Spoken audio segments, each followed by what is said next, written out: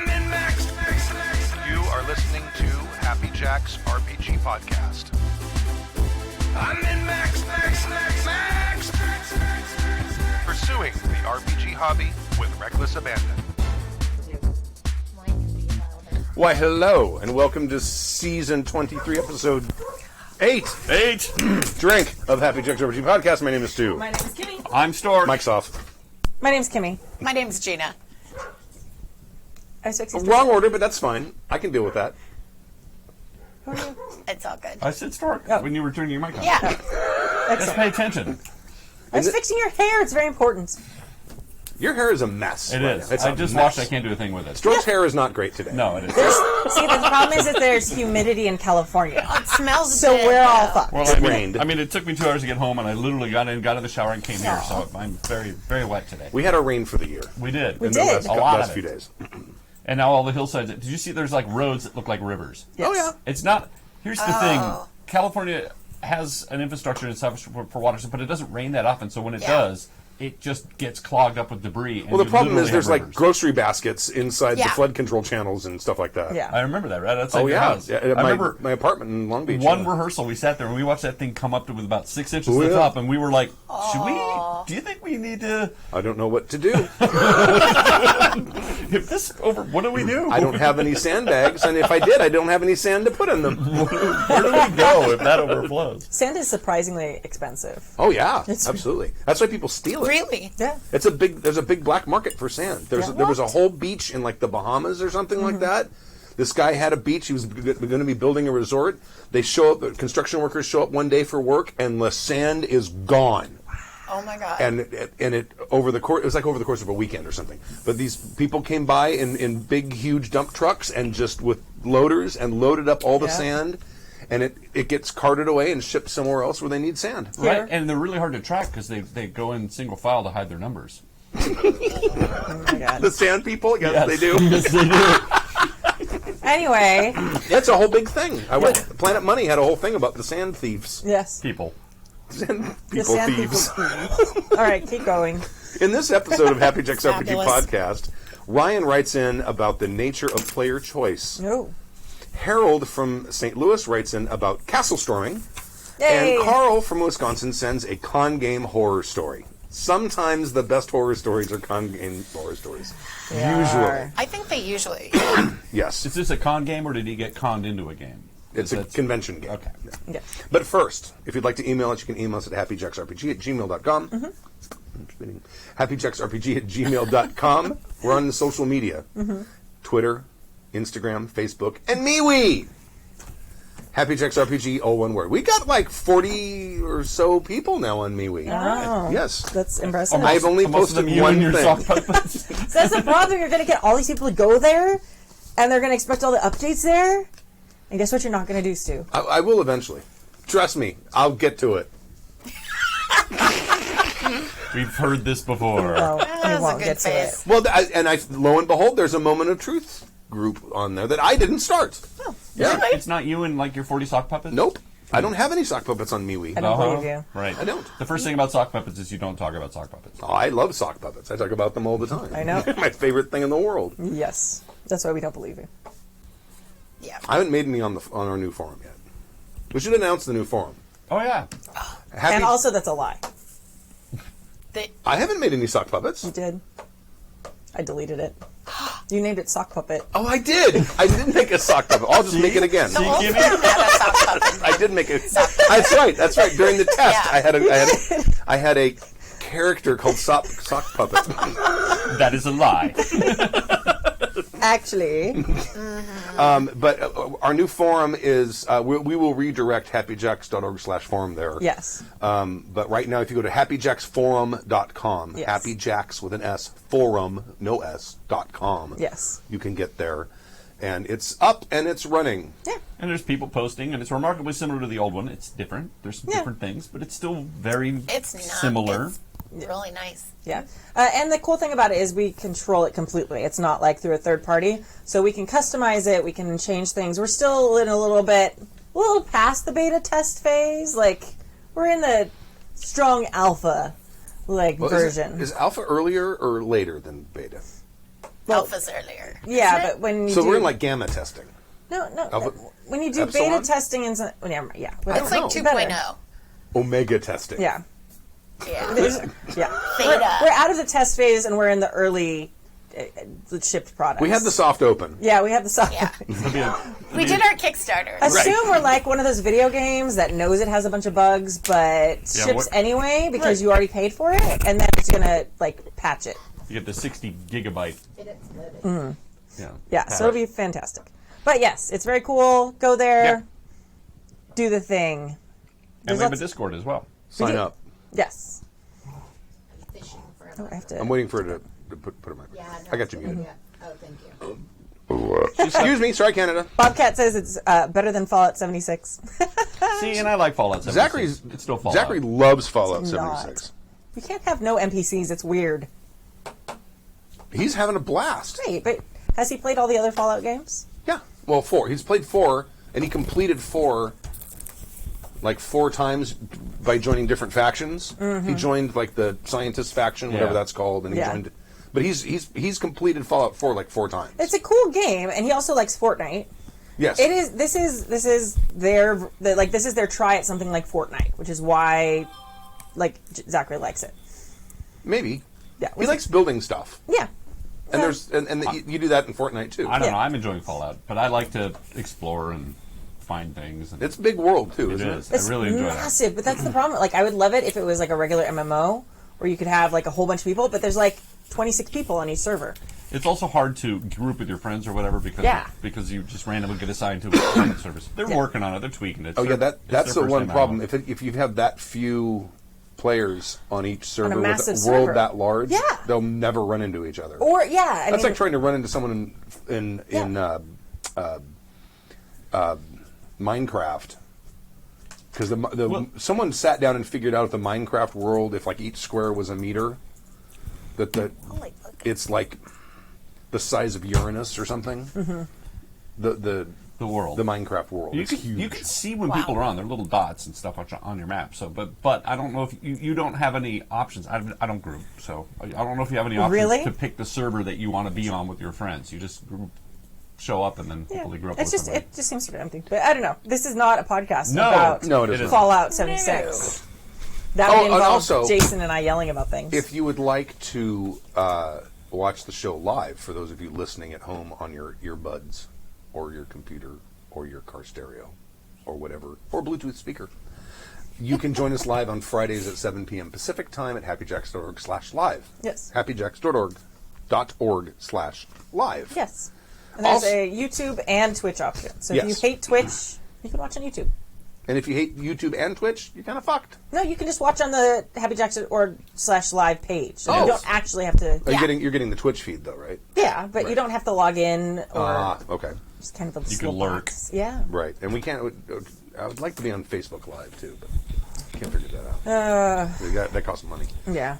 Also, the fundraiser for Rainbow Railroad, which we kicked off with the 24-hour marathon, is still going on. happyjacks.org/rainbow if you'd like to go donate. Last time I checked, we were at 6135, I think. It goes to the end of the year, right? Like literally, Goes to like the end of the January year. 1st. Or I checked a couple days ago. Yeah, no, we bumped over. We're at $6,135. Is that what I said? Oh, I'm sorry. I thought you said 635. 6,035. 6135. Oh, I missed the one. Sorry. Then yes, it's exactly where you said. Well done. You're right, Okay. Stu. I checked it a couple days ago. Everyone marked Someone this put time. up $25, and it was no longer an even number. Like, oh. All right. So anyone who donates, add an extra $5 onto it to get it back to an even number. I don't know why that matters, but It's a Yeah. thing to you. bilk you out of an extra $5. really strange that It doesn't bother me. I'm just trying to figure out a way to increase right. revenue. oh The nature of player choice from Ryan. Okay. Hello. Hello. I hope you are having a pleasant day. I am. Thank you. Regardless of you desiring it or not. Well, that makes that Wow. question sort of moot. I was listening to your show, and you spoke about definitions of railroady games versus sandboxes. Oh no. Although, Okay. I do not wish to engage in a debate of terminology, Oh, good. it did get me thinking about the underlying issue of player choice in a game. I wanted to bring these thoughts to you. Use them how you will. Firstly, I must define player choice as a decision that takes the players to a different place in the plot/game. Okay. The players, which includes the GM, make decisions that they understand the general ramifications of to change things that are effective to the outcome of the game. So the choice to enter door number 1 versus door number 2 is not a choice unless the player has some idea of what is going to be behind the door before they open it. Okay, because conceivably the GM could put whatever he wants under either door. Mm-hmm. That makes sense.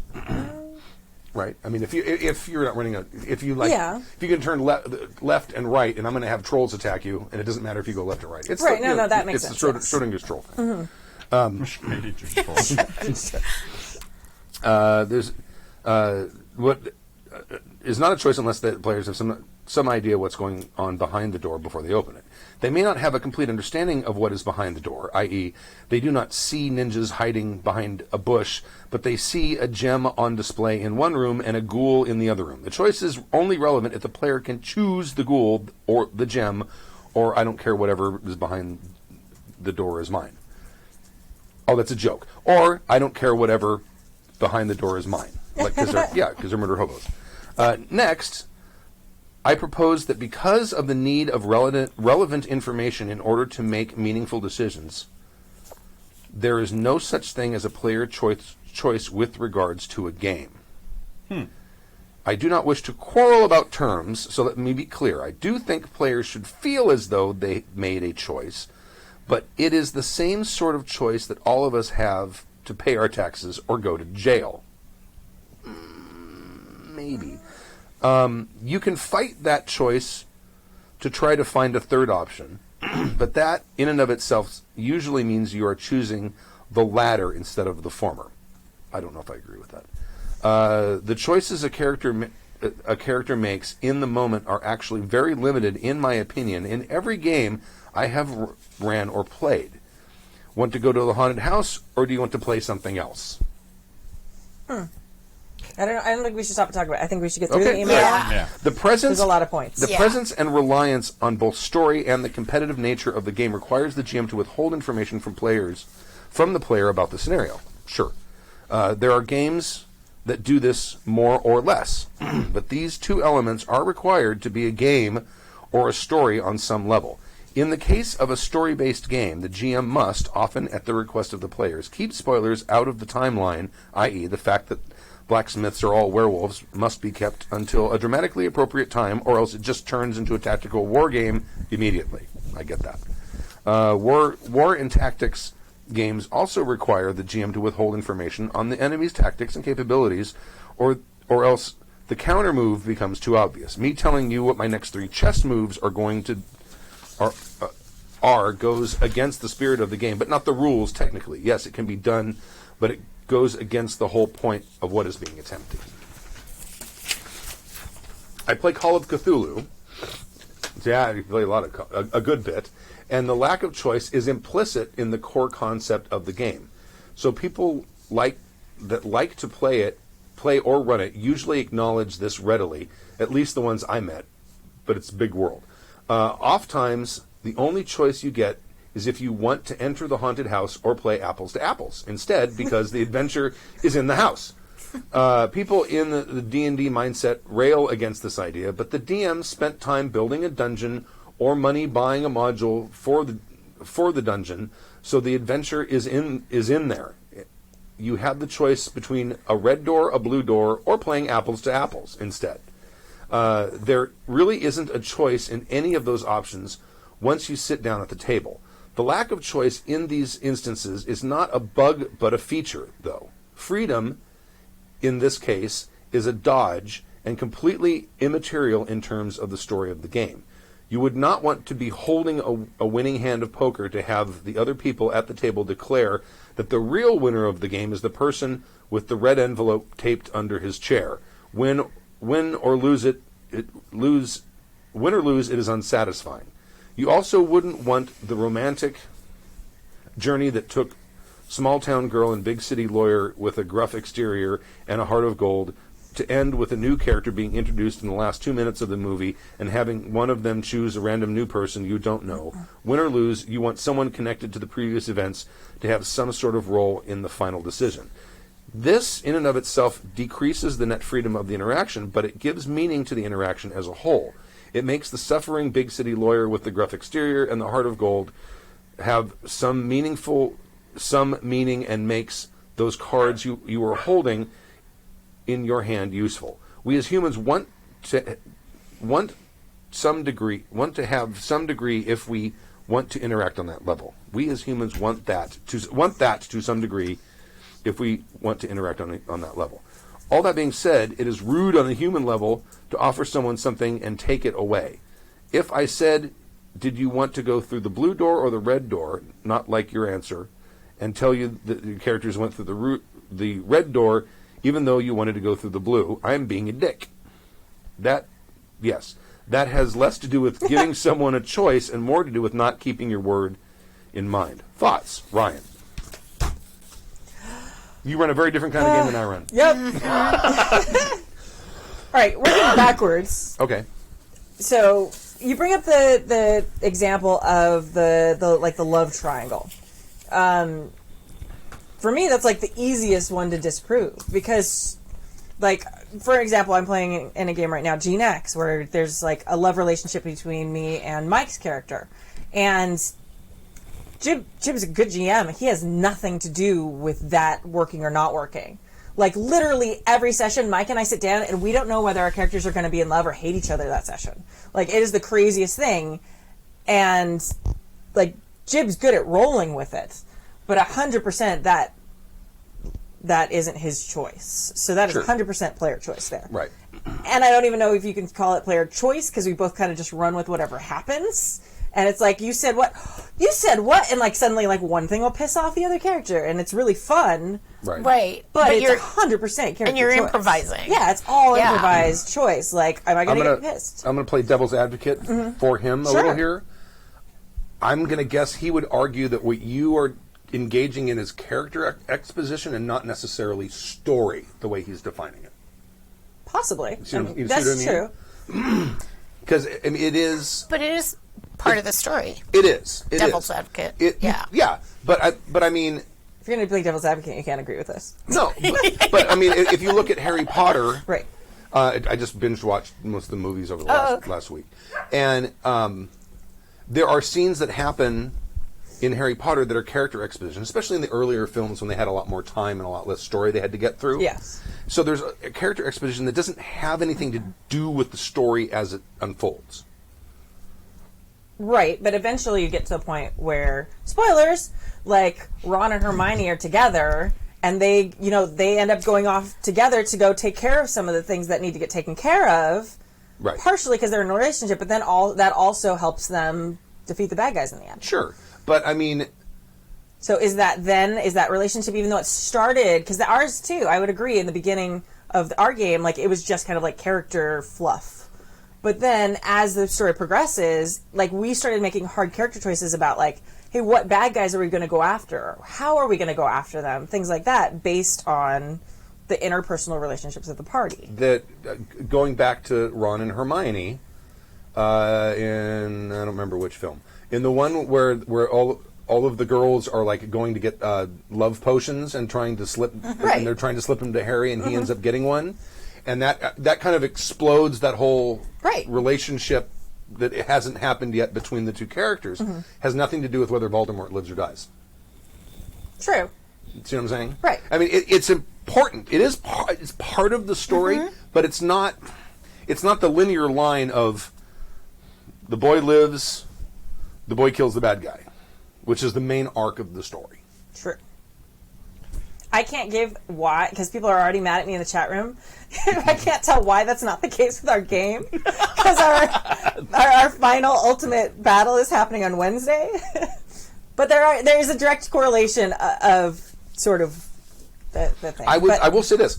That stuff is going to make the story more interesting. Yes. It's absolutely going to make a much more interesting story. Right. But the basic line of the story, and that's kind of what he's talking about here. Yeah. Right? Because he's talking about... there's an evil wizard in the tower, you need to get the evil Sure. wizard. If you don't want to go in the tower and get the evil wizard, there's no story. I So- disagree with that. Yeah. But also, like, how many stories is it like? Especially because, oh god, I hate stories where princesses are just like motivation for the hero. But like, They're a MacGuffin. Yeah, right. Like, how many times? People are MacGuffins a lot, though. Right. I mean, how often is that like, oh, the hero's in love with the MacGuffin? Like, how often is that a motivation? So that love may actually be the thing that is the catalyst for the guy going out to be the hero and killing the wizard. That's what I was going to say too. Is that if you're just saying that the end result of a campaign of 12 games is that you have to take down the wizard, and that there is no, because there is character choice that develops from those character relationships. Even how you approach, are you going to talk your way out? Are you going to make him a good guy in that Mickey Rooney Christmas thing where there's the wizard of the whatever he is, Right. the frost guy, and then he's a nice guy and he melts and whatever. So are you going to do that, or are you going to exclude him? Or are none of those choices then? Because the end of the game is just you take down the wizard. I think it depends partially on play style. Because, if I was running a game and I came up with plot hooks that totally disinterested the players, and I have totally had that happen, I abandon them and come up with something else. True. It may take me a while. It sometimes is a little frustrating, but I've done it. So that choice does not. This is where I'm disagreeing with him. Yeah. That choice doesn't preclude the existence of a game. It's like I either choose to go into the tower, or we play apples to apples. Right? That's not necessarily true. Right. When I run a game, that party can avoid that tower and say, "We're not going to go fight that guy. Dark wizards are dangerous. Screw that. Yeah, why He would might we kill do us. that? We're going to go over here and find something else. I'm going to come up with something interesting for them to do over there." However, there's repercussions for them avoiding that main plot hook. There's still a dark wizard in the tower. He's becoming more and more powerful. He's, perverting the minds of the local monarchs and doing all of the things that dark wizards do. So eventually, at some point, the world is going to transform around the players unless they decide they want to do something about it. But I'm never going to force them to do it, and I'm never going to say, okay, we're going to play apples to apples because you guys don't want to go kill the dark wizard. Right, and that's the thing. It sounds almost sort of pouty, but he's getting real granular with things Yeah. too. Yes. In many ways, this is life. The things he says about choices. We all have the illusion of choice, which is you either pay your taxes or go to jail. I can sit in the freeway, or I can slam on the accelerator and ram the car in front of me. That is a choice. Yeah, that by definition that's a choice. It's not a wise choice. It's not really even a choice, really, if you think about it. I could slam and die. It is a choice, though. But it's. I think that's. I think that's. I hate that granularity of that though, because now you're really just defining the verb choice. You're not really. No, but that's I think I get what you're saying, and I know he didn't want to talk about this, but to me, it's the difference in it being more open narratively, choice-wise, Right. and being more railroady. And I get running a module. I get it. And you should get that when you're going to sit down. That there are limited choices, and often that's going to be. We talked about White Plume Mountain in that same episode, and it's going to be like, where do you want to go first? Because you're going after Whelm and Black Razor and the other dude I can't remember. Right. But you can go down 1, 2, or 3, but you're going to then go down 2 or 1 or whatever. So Yeah. we get that, but I think.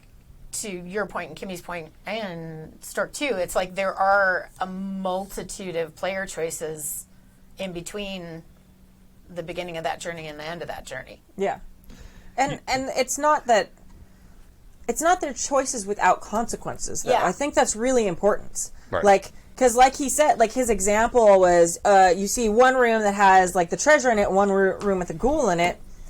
The ghoul room is also an option. Most players aren't going to take that, but it's still an option. You have to be prepared because they're player characters and they will fuck everything up.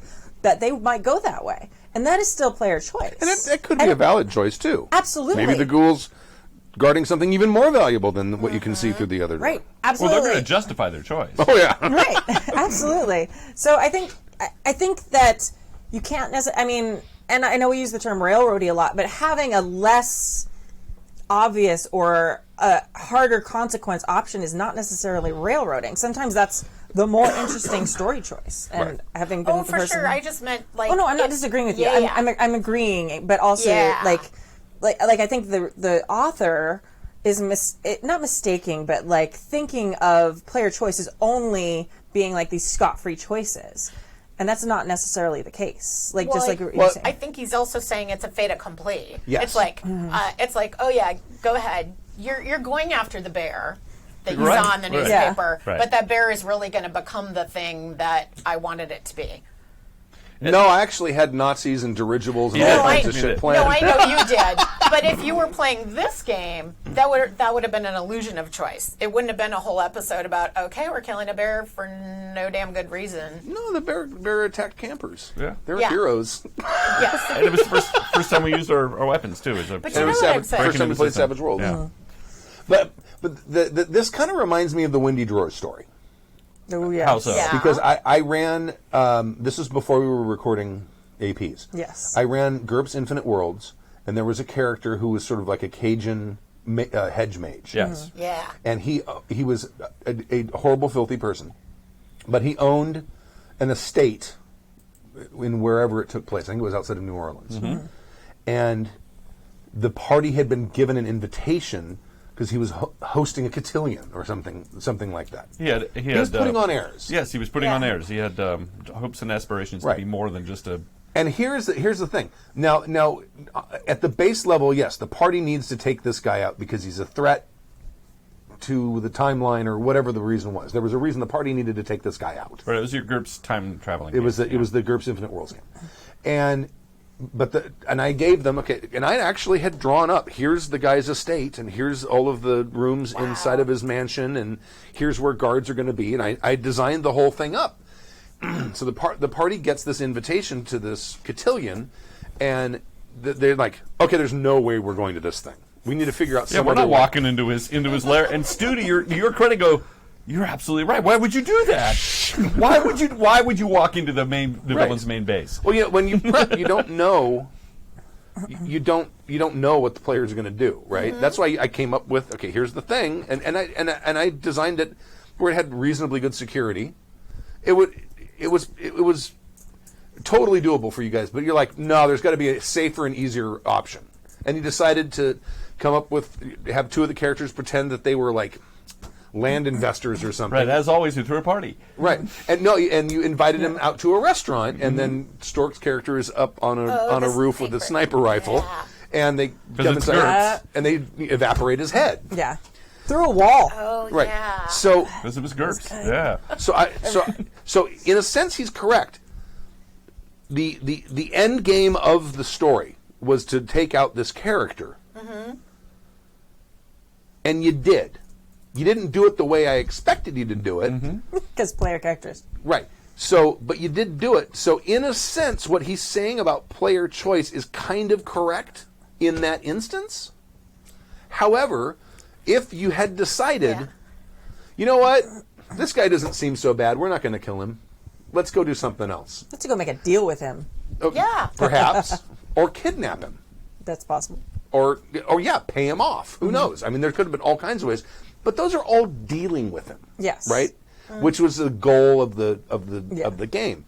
But if you had decided to go off in an entirely different direction, I would have let you as the GM if you decide, no, we don't want to go to New Orleans. We want to go to Chicago and see what Chicago's like in this alternate world. God, you would hate this. Right? So you decide to go to Chicago instead. Well, I'm going to come up with a story in Chicago. I might tie it in with Windy Drawers. I might not. I mean, Windy Drawers may just be there and be doing what he's doing. There's repercussions to that. You're going to go back and say, hey, what the fuck, guys? What you didn't take? Where's Windy Drawers' head? Well, just like in life, you could choose to jump off the bridge, but But I mean, it's not always a choice of life or death or No. freedom in prison. no. No, but like Kimmy was saying, Freedom it's like in prison. there are consequences to Sure. Yeah. like to anything. Doing it, in an acceptable way, story wise, or what hadn't been planned for, or picking Right. an alternate route. And I think that doesn't having those choices isn't really an illusion unless the GM is making it an illusion. Yeah. Right. You know what I'm saying? Yes. Yes. And I think, I mean, repercussions kind of skate that edge of being an illusion of a choice, kind of. I don't know. I mean, if you have to get bad guy X, yeah. I'll use windy drawers. If you're supposed to take out windy drawers, and that's the job that you guys are Yeah. supposed to do because there's something dangerous about him. Maybe you guys don't even know what it is. Right. Maybe the people in the Infinity organization don't even really realize what it is. But there's something about this guy, and then they think he needs to be taken out. Yeah. So you decide not to take him out. And you decide to go to Chicago instead and just get great pizza, right? So you're in Chicago eating great pizza, and I'm giving you other timelines there, and Yeah. you're doing other stuff over there. Right. Whatever it was that Windy Drawers did to the timeline is now going to happen. Yeah. Yeah. So that could be a world-changing event, which now Sure. maybe now pizza's not so great in Chicago. Now maybe pizza in Chicago sucks because it's all thin crust. Man. Or it's Yeah. Oh, there's fucking pineapple on it now, Yeah. right? I love pineapple pizza. So does my son. Yay. Yeah. I mean, yeah, again, it's not lack of player choice. It's the consequences just get wrapped into that choice. But depending on how the GM is handling that, I could see a situation where the players are eventually going to be compelled to go do this anyway, Yeah. right? And I don't think that's necessarily railroading. No. Because I mean, if it's the bad mage in the tower, and the bad mage in the tower suddenly starts, bending the minds of all the local monarchs, and now there's no freedom and murder hoboism has been outlawed, and you can't burn down taverns anymore, and all the stuff that players want to do can't do. They're going to be like, "Oh, we got to go take care of this guy." But I think what you're talking about is more like that implicit contract of play that we talk about, that we kind of all agree about before you even sit at the table. Yeah. That we're going to play a story, and that the person who's running or facilitating or DM GM is a participant in that and has created the world, or we've collaborated or whatever. Right. And so we're going to play along with that. It doesn't, what I feel like when I read the letter a little bit is that the choices, all the choices along the way are really prescripted. Does that make sense? Yes. Versus that there is a lot more, I don't know, give and take and flexibility with the collaborative storytelling, where, that we all have signed up and said, we like this. We're going to play Deadlands, and there's zombies in this town, Right. or we discovered that. So obviously we're player characters, and we're going to try to do something about that because that's hopefully the characters we've created. Right. But there are so many different choices you can make along the way. Or the party may pull a John Yeah. Cleese and say, "Today my jurisdiction ends here." Yeah. Yeah. Well, and I mean, I think it's a little, again, like you're exactly right with the social contract. If you're sitting down to run a module, like there's a little bit of an agreement Yeah. there. Like, hey, there's a little bit of a path in front of you. Right. So if you sit down for a module game and you suddenly do a 360 and you want to play a ninja or whatever, like, okay, that's a little bit of breaking of that social contract. Right. So I think it depends also, I think he does have valid points if you're talking about people who are sitting down to play a module Yeah. or something that's pre-written. Because, there is kind of like, hey, like, you might, swerve off the path a little bit, but it's kind of like you're heading in the same direction. I do think that a lot more games conform to what he is describing than don't. I agree. Yeah. And I think that the concept of it has merit, and I'm wondering, is it something that should be cautioned against or bucked against? Not necessarily. Or maybe a GM should maybe have more flexibility in how they prep. Well, I mean, this is assuming you're not running a published adventure. the fact that he says he plays a lot of Call of Cthulhu Yeah, that's what I was going to say. really informs a lot of what this email is about, because in Call of Cthulhu you are already burdened with a tremendous sense of duty, and you know you're going to go insane, and your path is already laid out for you regardless of the choices that you make. Well, it's a little ultimately. bit of it's a disempowerment sort of It is. Yes. thing. Because absolutely. you are not set up or capable of winning. And you're not You going just to. gotta, right. All you can do is delay it a little bit. Yes. Yeah. But I Yeah. would say that informs player choice. Like, you Yeah. have choice. You have tons Absolutely. of choices in Call of Cthulhu. They're not going to make a huge amount of difference in the long run to the end of how your tale ends. But maybe you die, maybe you go insane. Like, that's two flavors of choice. But that's, Yeah. but that's, Yeah. but that's kind of the crux of his email, which is, regardless of all the little decisions you've made, as Stu pointed out when we first started, which is, here's the beginning and here's the end. You're going to go, and that's really Yeah. a Call of Cthulhu setup right there. Regardless of what you do, you're going to end up having Masks of Nyarlathotep, which is probably 100 and some page book. It's a single adventure. It's a Hmm. campaign. It probably would take you a year of weeks to run it. You literally travel not the whole planet, but you travel the globe. It's a beautiful module. Just buy it for all of the little crunchy stuff. There's tickets in there. Oh for yeah, like, but I mean, clues and you're telegrams. in New York and London, So and then cool. you're in North Africa and Australia You're on the trains. and Hong Kong. I mean, it travels, and there's stuff that you find out, little Across bits the and globe. pieces that you get. So you totally have choices. Like, I don't want to go to London. I want to go to Hong Kong. Now, depending on how the adventure is structured, it may be very linear, where it's like you get a clue in London, so you go to London, and you get a clue for North Africa, you can go to North Africa. But And it's got great clues in there. It's got Oh, yeah, telegraphs. it's fantastic Yeah, stuff. so cool. but I think I think what he's saying has some merit, and I think that it is the kind of stuff that how most games are built, and the assumption of most games. Yeah, are and there's a spectrum, probably. yes, I Yeah. think so. I think There's also something that we're not conscious of, and I realized this. I had an entirely a conversation with a guy at work, not even about this, but about games in general. And I'm dropping words and stuff that normally, like, oh, so you go to the quest giver and he gives you and he says, using all these words, I have no idea what they mean. And I had to back up, and I'm like, oh yeah, there's this stuff that we just do. We're used to it. There's words for it. There's vernacular, and I think that we have gotten so in the habit of, we're starting this game, there's the plot hook. We don't even notice it's a plot hook anymore. We just go and take it. Right. We just go and do it. I think that, because oftentimes when you get somebody that's never gamed before, they do really interesting things and make different choices, and players at the table go, oh yeah. oh. Yeah. It's funny how we just drop right into the comfort of, well, we're going to go to the White Mountains today, and so we meet at the tavern, and we're going to go do our thing. And we found a map that says White Mountains, and So it's got a let's go dungeon. there. We're going to go there. Right, exactly. So oftentimes we do it to ourselves. Yes. We just take that plot hook and run with it and don't question.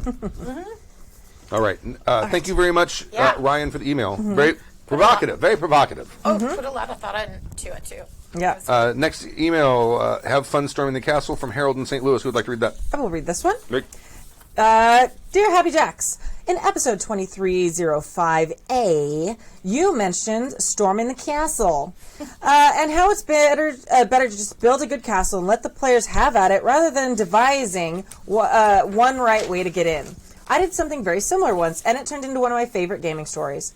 The players were part of an underground rebellion. They had to break into a heavily guarded keep to rescue a friend who had been captured. Upon arriving in town, they sought out a local contact with the rebellion to get any scouting information he might have. Did he have any suggestions for how they could get into the keep? Their contact had a few ideas. The military general in command of the keep was holding a big birthday gala that evening. It would be tricky, but the players could get on the guest list. Because of the gala, there was a lot of crates and wagons were being moved from the docks to the keep. The players might find some security vulnerability that way. Coincidentally, the Royal Mage was in the process of upgrading the magical security system throughout the keep, and several novices were to arrive today to assist him. The players might be able to take their places instead. I love the fact that he's given them all these options. Now, Yeah. he hasn't said that any one of them is correct, but he's given them all these openings. Yeah. And that's really cool. Yeah. That's a great way to set this up, because now the players have a multitude of choices, or they can come up with something else. Yes. Of course, you're the infiltration experts, so perhaps you can find a better way, the players were told. To be clear, they could have gone in some other way, but I didn't want to spend an hour of table time with the players all doing that scouting themselves. They chose to pose as the magical novices. Some disguises and forged papers later, and they were being escorted through the keep, up to the wizard's tower to learn how to perform the defensive enchantments. This devolved into combat quickly, with the wizard activating the arcane golem to defend his workshop from the players. This sounds very Harry Potter. Once the smoke cleared and the wizard was dead, the players now had a conundrum. They were in, but there was a lot of well-trained guards between them and their target. Then one of the players asked, "You said the wizard was using his rod to control the golem, right?" "Yes." "Can I use the rod to control the golem?" "Maybe." "Roll and let's see what happens." Okay. Kudos to you. Maybe, yes, and. Right. In parentheses, he rolls well. "I can command the golem now, right?" "Sure." "Are you using it to fight through the guards?" No. The general's birthday party's still happening, right?" And so, that's how a few offhand details of flavor resulted in the arcane golem ruining the general's fancy birthday gala. Bastard. That's awesome. Their distraction secured, the players spirited away their friend, and I still laugh about the grief they caused that general. Harold St. Louis. Harold from St. Louis in Missouri. P.S. That game was run in 4th edition D&D and remains one of my favorite campaigns I've run. Say what you will, but we enjoyed that system and will gladly take another stab at it. Harold, you did good. Harold. I really enjoy the way you set it up. That you didn't force your players on a path, referencing our first email, and that you yes-handed with all of the wacky options. It could have very been easy. Oh no, you can't use the column. What's wrong? Instead, you were like, absolutely. Let's see what happens. That was But they fantastic. still had to fantastic. rescue the dude. Right, and they did. Yeah. They did? Well, yeah. But I mean, this is. He actually goes a little farther than I do, and when I do prep, which is I would like, okay, here's the castle, here's where the guards are, here are some things that are going to be happening. I don't even think at all about how the players are going to get into the castle anymore. Right. I stopped doing that Yeah. several years ago. All I do is like, here's the castle, here's the stuff for the castle. Yeah. We were really good at ruining it for when you. I was GMing years ago, I used to design all my castles and keeps like Conan, because I read a lot of Edgar Rice Burroughs and read a lot of the comic books, and there was always some nameless horror in a pit. Like who designs a castle that way? It's like you walk into the opening into the greening room and there's a giant snake in front of you. I mean, nobody except Robert E. Howard Stark, would have Stark. set it up. What? You designed them that way. I did. I did back then. And to be fair, if it's an evil wizard, that's what they did. So each level had things to fight through. I was And an that's evil not wizard. really fair. I would totally have a Rancor. Come on. Like, why Right? would you not? Oh, sure, absolutely. Feed people. But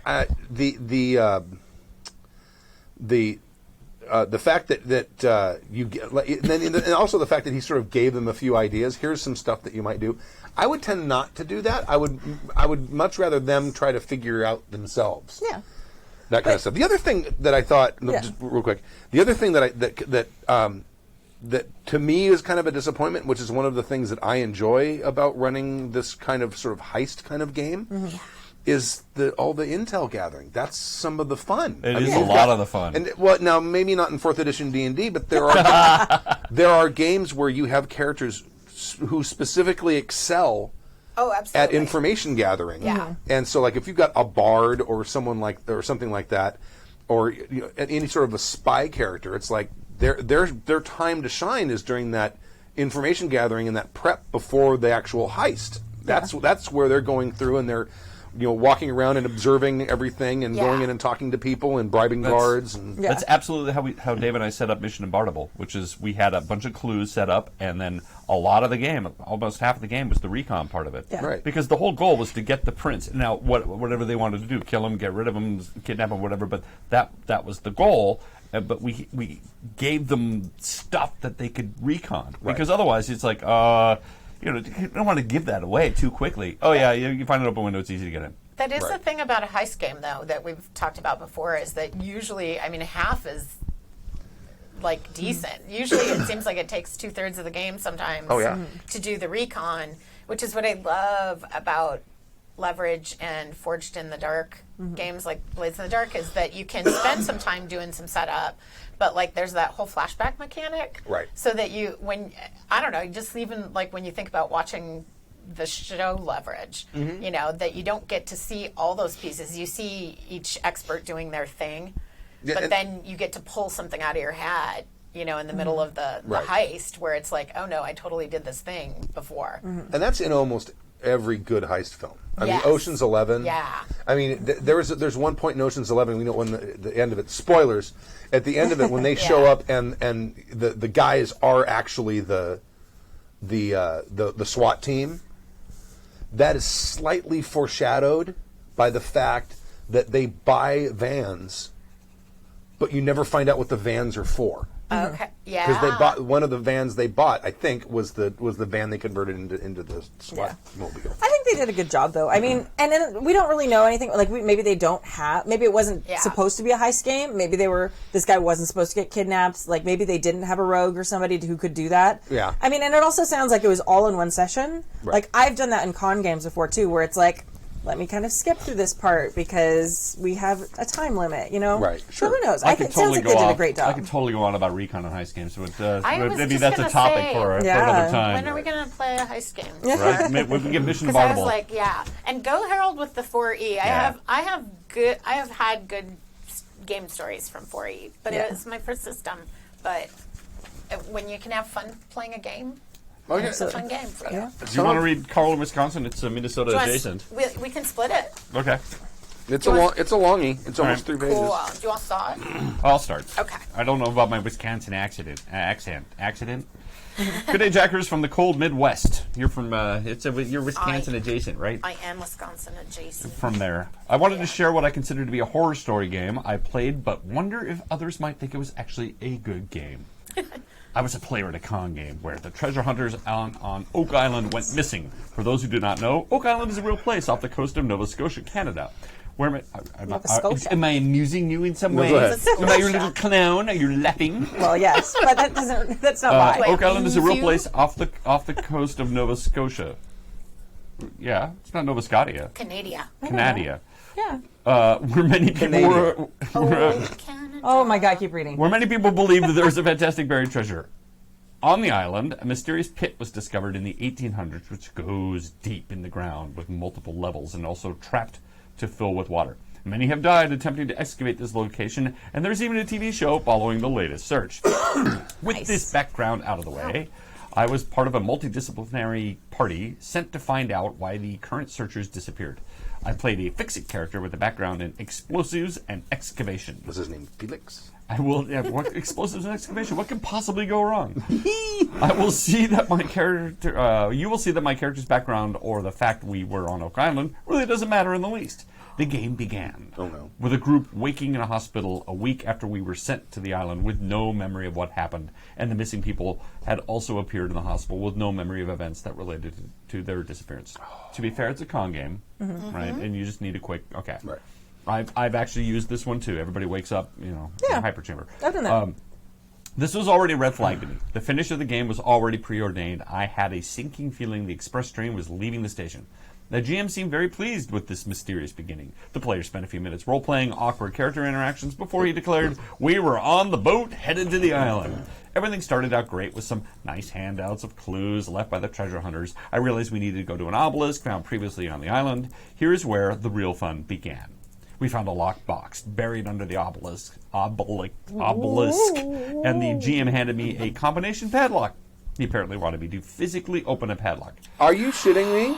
I had what I thought was the combination from a previous puzzle, and I started to open the lock. Unfortunately, I haven't used a combo lock since my high school locker and struggled for 10 minutes. Oh, God. I simply did not remember the proper sequences or Left, the numbers right, were left, wrong. I don't remember. The other players took the lock and struggled to. After 30 around all the way. 30 minutes, Yep. Oh no! the GM smugly man. looking Oh on, my I finally said, "Can I God. just go back to the camp and get a bolt cutter?" Oh God.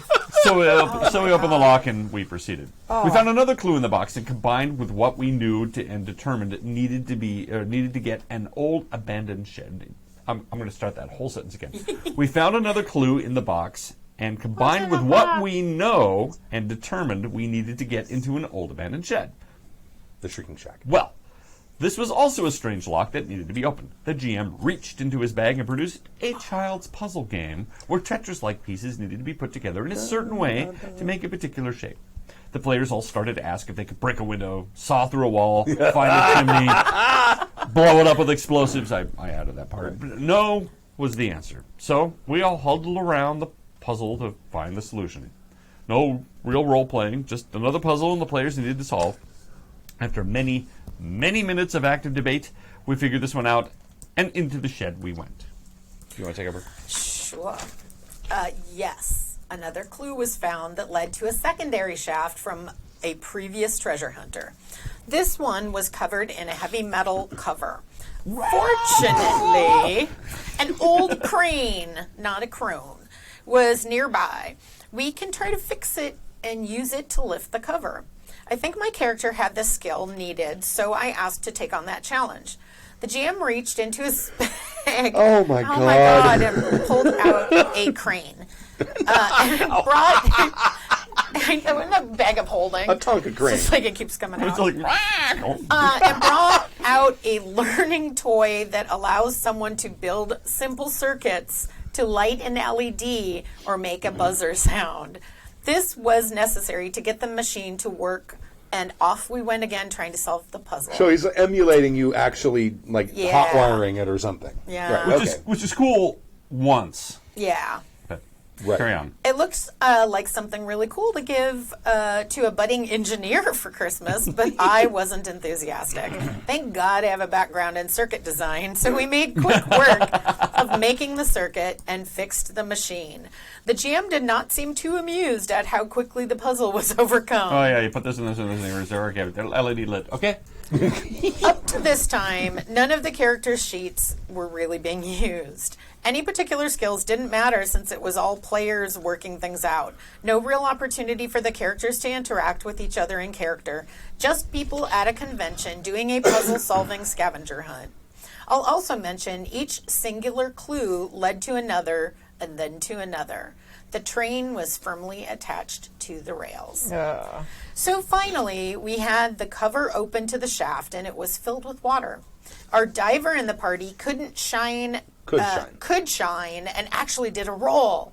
He actually rolled the dice to see if there was a success. We didn't need to solve a puzzle like bouncing coins into a glass of water. If you went to college, you can do that. Rolled the dice. I got really good at that.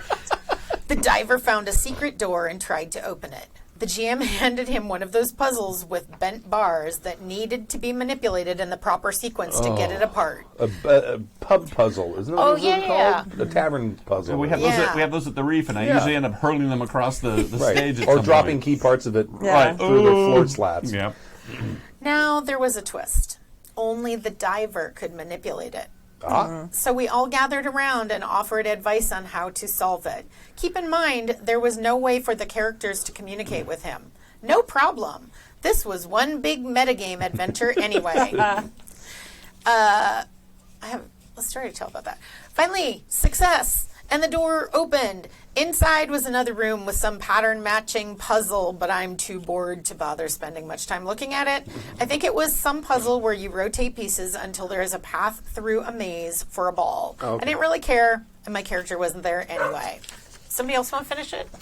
Finally, our diver reaches a room that has a creature inside who is an alien responsible for protecting the secret left long ago for when man was ready to find it. Apparently, humanity is not ready, and this is why the alien had to stop the treasure hunters who were getting too close. The GM had a very pleased look at this reveal. That was his reveal. Yeah. Yeah. No other time in the adventure was this hinted at, or we found a clue gosh. that pointed to something this big.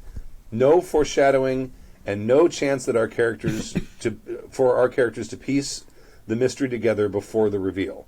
The alien told us they could either kill us or allow us to return to the mainland with no memory of the event. My character was still topside with all of the other characters. Didn't you have explosives? But somehow we all heard this. Obviously, this must be telepathy, I said. One of the other players mentioned the divers should attack since the alien invasion is an insult to humanity. This was the first laugh of the session, and the diver agreed. I knew how this would end, as it was foretold at the beginning of the session. Of course, the diver did not get to take that action, and we all woke up in the hospital. I may have some of the details fuzzy since I tried to forget the ordeal. So, what does the Happy Jacks crew think about this use of props that require player ability versus leveraging character ability? Was it a good use of props, or just isn't my kind of game, or is something really wrong? Thanks again for the great show. Carl from Wisconsin, Tundra and Lurker on the forum. I think it was about Nightmare. 5 or 6 too many props. I actually had a puzzle in one of my games too, where they had to figure out. Actually handmade it, and it was a highlight of the game because there was all this role playing, and then everybody got to put together a little puzzle, and then they moved on again. But because there were still dice rolls and characters mattered, it still was fun. It was a little break, and off you go. I think the whole game based around puzzles a little much. If you didn't have character sheets, I think this could be an interesting way to run a game. Yes, it could be. You're Possibly. right. Possibly. If you let the players know you're going to have a bunch of puzzles. Yeah. Yeah, And that if you you're like them, not really playing characters. That you're playing yourself. you're playing yourself. Yeah. Yeah. It's like you're playing Myst. You know, Yeah. remember the video game Myst, where you just had to solve puzzle after puzzle, which was a lot of fun. And it was a very popular the hell out game. of If it. you're ready to play that. If you're Yeah. ready to play, it. If Yeah. you're sitting down to play Skyrim Right. and someone And then pulls you're out like Myst, playing you're going to Myst. be like, Yes, exactly. what the fuck? Therein lies. That's a very good analogy. Therein lies the exact problem. I think. I ran a game kind of like this at a con. Yeah, But it, before anybody calls me out, but it was a meta. It was a meta game. It was called To Defy the Stars, like a Shakespeare reference. Right. But it was the whole thing had a meta element in it where we would introduce puzzles, but like that there was some breakdown between like the actual suspension of belief in playing the game and actually solving puzzles on your own. Right. But the worst one, I mean, they were all pretty easy, and they usually relied on characters and the PCs. But we did have a child xylophone and had a musical puzzle in the like Willy Wonka.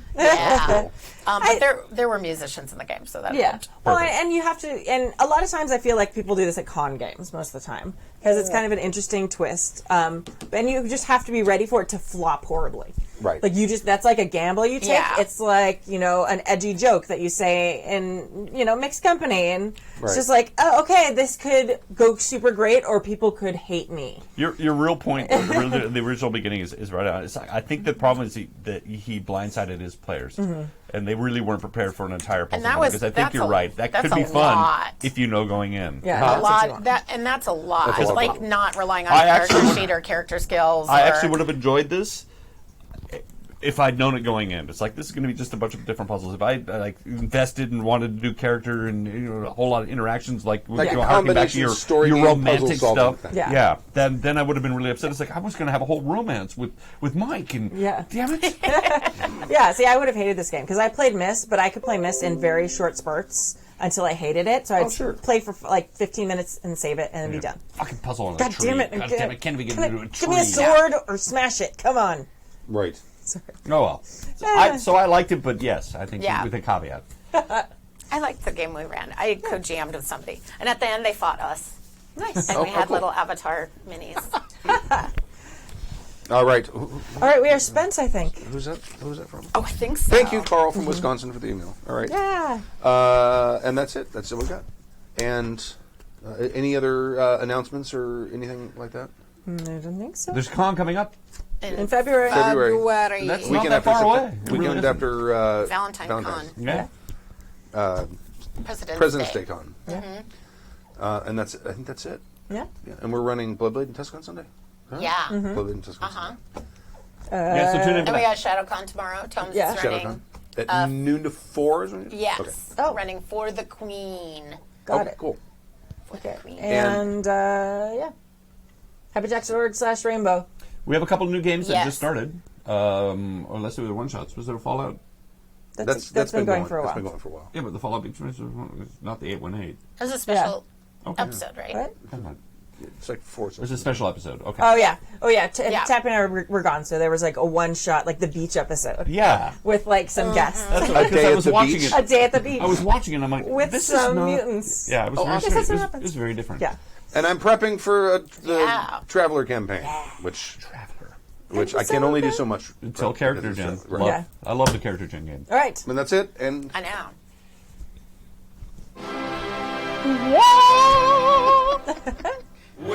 thank you for joining us for season 23, episode 8 of Happy Jack's RPG Podcast. My name is Stu. My name is Kimmy. I'm Stork. My name is Gina. And thank you very much for joining us. And we'll see you next week, Friday, 7 p.m. Pacific Yes. time. HappyJacks.org/live. We will be there. And Be so there. will you. We'll leave with a song. Thanks, guys. Australia and maybe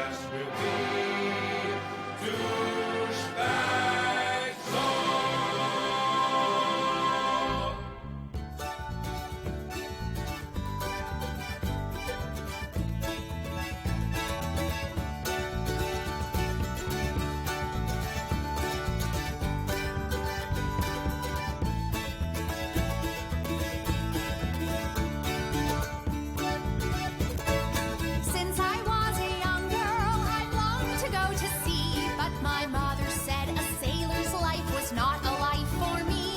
She said my arms weren't strong enough friggin' for to grip, and the sailors would not fancy such as me aboard their ship.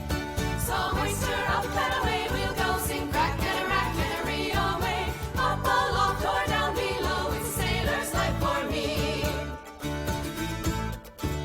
I was somewhat headstrong, and to my ma's dismay, as soon as I was old enough, I set out on my way. And to a seaport I did wend, and there to my delight, right off I spied a captain with his buttons burnished bright. I told the captain I did seek a berth upon his ship. Right off he offered one of his, and he kissed me on the lip. And then he said, let's drink on it, and offered me some wine. And I just knew the sailing life was bound to be fine. So hoist her up and away we'll go, sing crack and a rack and a ree away. Up aloft or down below, it's a sailor's life for me. Just as we were underway, the captain said, you know, you must stand watch like all the rest, so come you down below. He went into his cabin dark, and in his bunk went he, and I climbed in right next to him, the better for to see.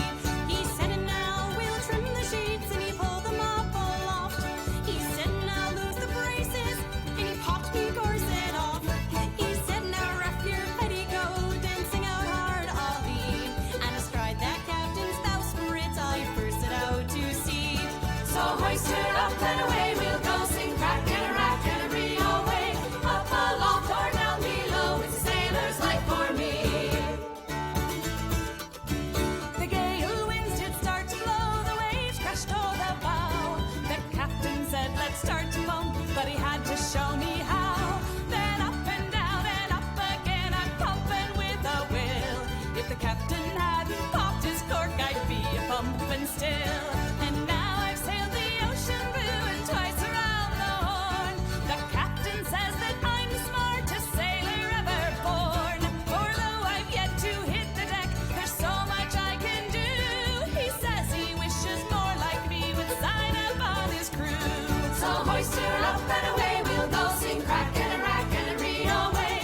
Up aloft or down below, it's a sailor's life for me. Hoist her up and away we'll go, sing crack and a rack and a ree away. Up aloft or down below, it's a sailor's life for me.